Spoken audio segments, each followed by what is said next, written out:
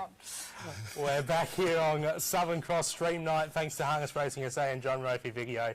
And Mel, that was probably the most exciting race of the night right there.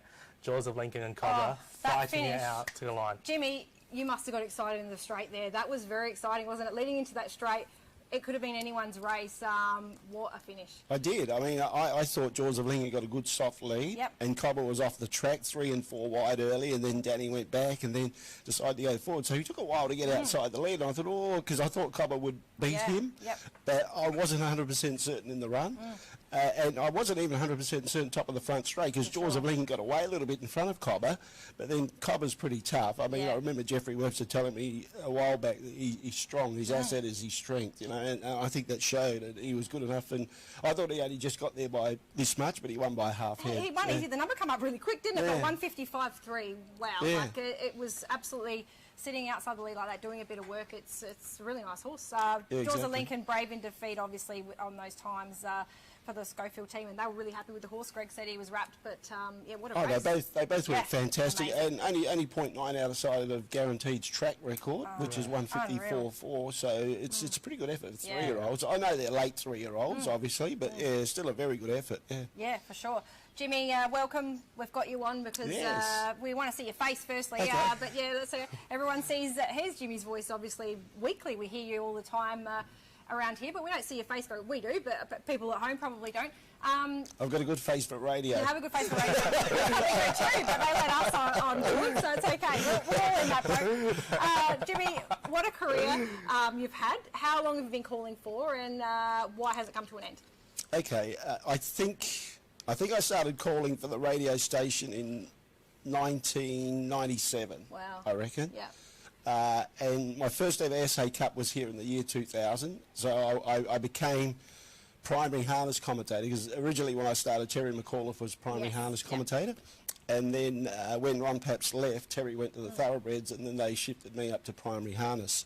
And I think that was late 1999, because my first SA Cup, I'm pretty sure, was the year 2000. I think I'm right in saying that. Safe and Sound and Sorrento Star. Look, I had this mentality that I've always been a punter, and I've always had this mentality that the commentator should have a crack at a photo finish, and if you get it wrong, you get egg on your face. If you get it right, you're a superstar. Well, anyway, I had a crack at the photo finish, and I got it right. It was Safe and Sound. But I went to the judge and just checked it, and I think he said there was either 3 or 6 pixels between them, which is like... It was about 6 millimetres, and that was probably stupid in an SA Cup, my first ever SA Cup, to say Safe and Sound's got there. The adrenaline will bang up.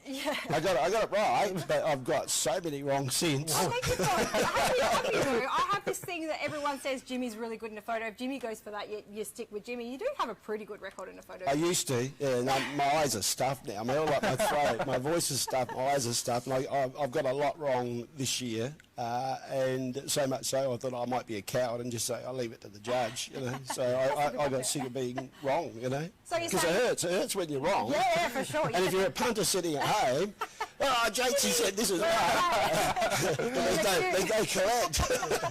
Jimmy, what's happened here? So you've lost your voice is struggling, as you've said. So this is the time to retire. Obviously, it hasn't helped you. So that's really sad news for all of us, because you have a really good way of telling a story during the race, whether we're listening to it or watching it. I can listen at home on the radio and I can tell where every horse is in the run.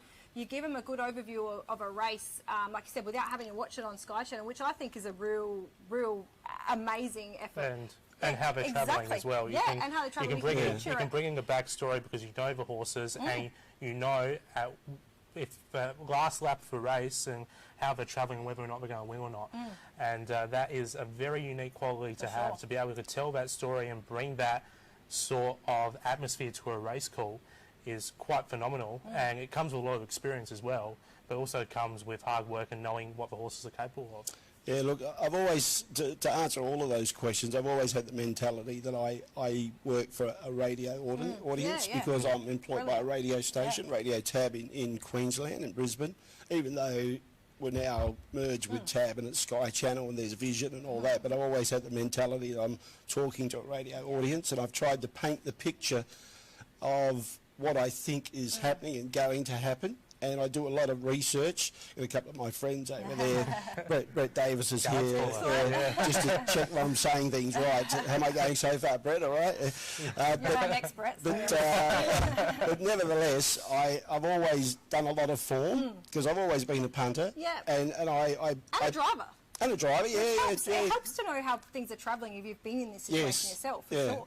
Yeah, driving has helped a lot. And especially, I think I've had the advantage over most commentators without bragging too much in trotters races because I'm one of the rare ones that can pick when a horse is pacing and not trotting. For sure, and that's one thing that I probably can hang my hat on, but other things others do much better than me. But nevertheless, I do a lot of research, or I used to do a lot of research on the form, which helps me with my betting, but more importantly helps me with the commentary. So I know the idiosyncrasies of that horse or greyhound, what we do greyhounds now as well. You know whether if they're back there that they can catch them or they can't, you know what I mean? Sure. And I think that helps with my call. Look, Mel, 80% of the reason why I'm retiring is because my voice is stuffed. It's bad. And the other 20% is your made job, isn't it? Yeah. It's your work. Well, you know, they need a better quality call, and plus, you know, my mental attitude is not as strong as it was towards the position. Not the people I work for, but what I'm doing. So that's part of my fault, I suppose, being weak in the head and letting that affect me. But the end result is that it's time for me to move on. And there's things that I want to do. Part of it's even financial, because things that I want to do, I don't want to go to what I've got saved up and to what we want to do. I'm about 250k short, you know what I mean? So I don't want to go to the bank and take a loan for 250. So you've got to so I've got to retire to tap into my super. So that's what it boils down to. And if I run out of money in 3 years, you'll be good for a loan. Yeah, that's right. Yeah, I'll look at that. We'll do a payment plan.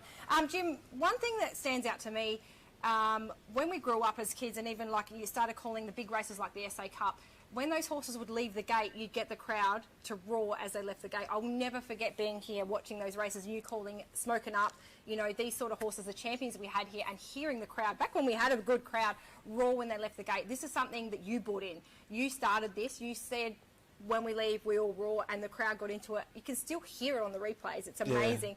These are the days that we miss, and obviously we're not going to get them back.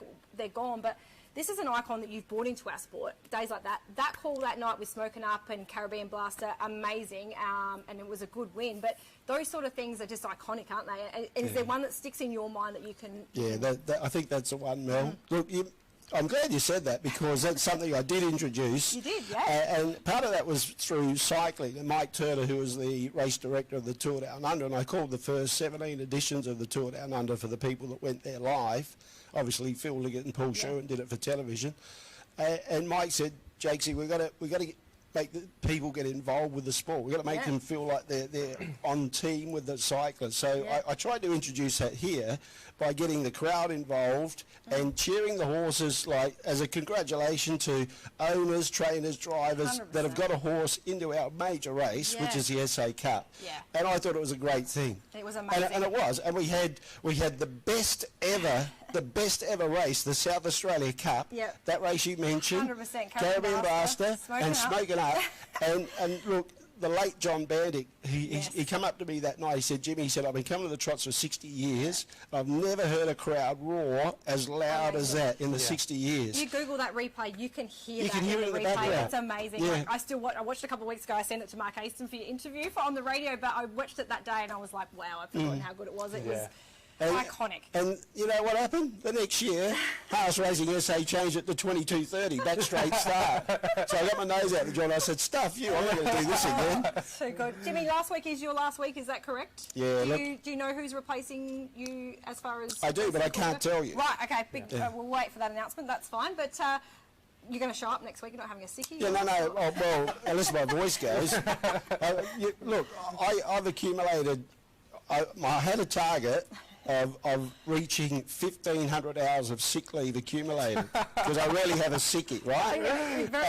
And the last 6 months, because of my voice, and it's going now while I'm talking to you. Yeah, I can hear you. I've had more sick days in the last 6 months than the previous 20 years. So I don't know, Mel. If I can talk, I'll be at work. So I've got Monday at Globe Derby, Tuesday Port Pirie, and then my final call will be Saturday the 10th of December here at Globe Derby. We'll look forward to it. Yeah, I'm looking forward to that night, and hopefully we can get a few people here on course as well. And HRSA and HRSA has leave have presented you with a did they tonight in the Yes, they did. A gift. I haven't opened it yet. I think it's There's a bottle of stuff in there, which is good. I think you'll be really happy with it. But yeah, well done, well deserved. You've been an iconic addition to Harness Racing SA. Will we see you around the track afterwards? Do you plan on coming back and doing the occasional visit? Probably not. No. Every now and then, I think, Lachlan. Yeah. I've got a few. Yeah. I've got a few strategies. I know coming back means you'll probably have to see me, and that's probably going to be a bit of a. Don't put up with you. I'll put up with you. But that bloke alongside Brett Davis, I can't put up with. I can put up with you. You've done a few winners tonight. Obviously, you've done some. Have I? I did a bit of research. You've done a lot. You've done some really good. Done better than me. Yeah, really well. As usual. What was your standout for the night? Some of the finals. Yeah, the last race? No. It's already been and done, really. Yeah, I thought Cobber would beat Jaws of Lincoln, but he was short. Yep. I thought the best bet that they put up last night was, and she happened to win, was Layla's Princess. $1.75 for a place I thought was really good odds with a chance of winning if the favourite got into trouble, and she did. In as well. Well, the $10 was too big. Yeah. It was wrong. But anyway. Two interviews we did, Jimmy, tonight was Danielle Hill and Sam Pascoe before the feature races, and on fire the girls. So you know there was no. Don't interview with me, you'll put the mockers on me tonight, and it works in their favour. So, if you were still driving, anyone in the last that wants an interview, you've still got a half hour to get up here. If you were still driving, you could probably go out there and drive a winner now, because that's how much of a good luck charm we've been tonight. We've driving the truck. So the next photo finish, I might get right. You like trotters, Jimmy. You're on trot in the race 8. Lockie can call it for you, and we'll get you on a runner shortly. Make a comeback. Yeah. Still got a claim if you make a comeback. Into the driving ranks? How long did you drive for? I can't remember the year that I stopped, but my first winner was in 1985. Wow.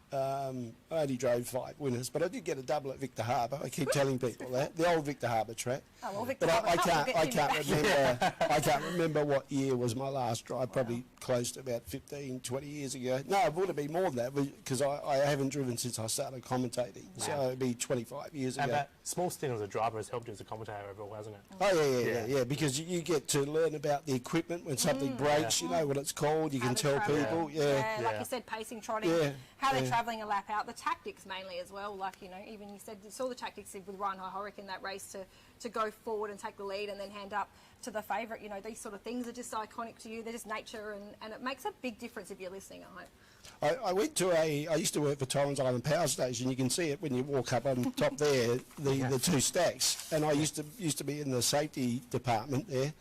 And I went to a training program, and there was a young lady that was out the front, and she was a bit of a. Anyway, she presented, and one thing she said to me, which stuck in my mind, and this is a trade union training authority seminar. She said information was power, and it didn't really mean much at the time, but it's spot on, because if you've got that information, if you've got that build up in there, you've got the power to let people know about it. Whereas if you don't know something about something, you can't say anything about it. That's one lesson I've learned as a race caller as well. It's so important to do the work and have that research on your side. Jimmy, we have to let you run because the runners are on the track for race 7, so we'll let you get back to your normal job, but thanks for joining us. All the best for the future. We hope you see you around, and we really look forward to next week. Okay, Mel. We'll take a very quick break and be back with a preview for the 3-year-old Trotters Southern Cross Final. Side, Life is But a Dream should come out quickly. Position 2, set to go. 2-year-old Colts and Geldings final. Ready? Away in racing, he's coming out with the favourite, out wide Jamaican Rock, trying to get across. Life is but a dream, all but gets across. Life is but a dream on the inside, galloping nicely. Spoken's made a mistake, but Roy Hurrick got Jamaican Rock to the front.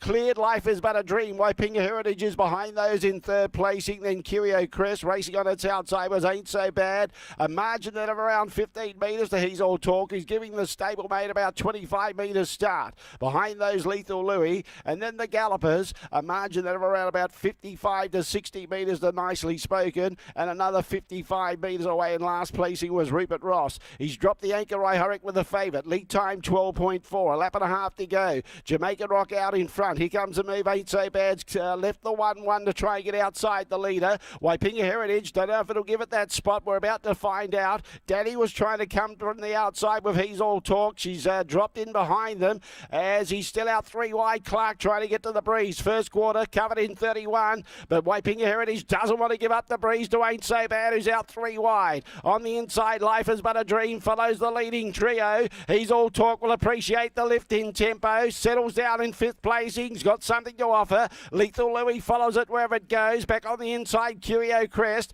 A margin of Nicely Spoken and a bigger margin to Rupert Ross. 29.6 the second quarter, 60.6 for the half. They hit the 600. In front, it's still the favourite. Jamaican Rock leads away. Now here comes Danny with He's All Talk. She's pulling 3 wide and within 6 metres of the leader and the stablemate. Wiping Heritage in the centre is being worked on. Life is but a dream on the inside. Lethal Louis continues to try and follow He's All Talk. Back behind those Curio Crest that's on the back of Life is but a dream. Jamaican Rock, Wiping Heritage. He's All Talk 3 wide, continues to come at them. 28.3 the third quarter. Then behind those, Lethal Louis about 5 metres behind him. Jamaican Rock on the inside. He's All Talk on the outside, trying to level up. He's All Talk and Jamaican Rock. He's All Talk, poked his head in front. He's All Talk. He's All Talk. He's the champ. He's All Talk. Goes on the beat. Jamaican Rock, third Lethal Louis, fourth Wiping Heritage. Ain't So Bad, battled on well. Curio Crest, Life is but a dream. A margin of Nicely Spoken.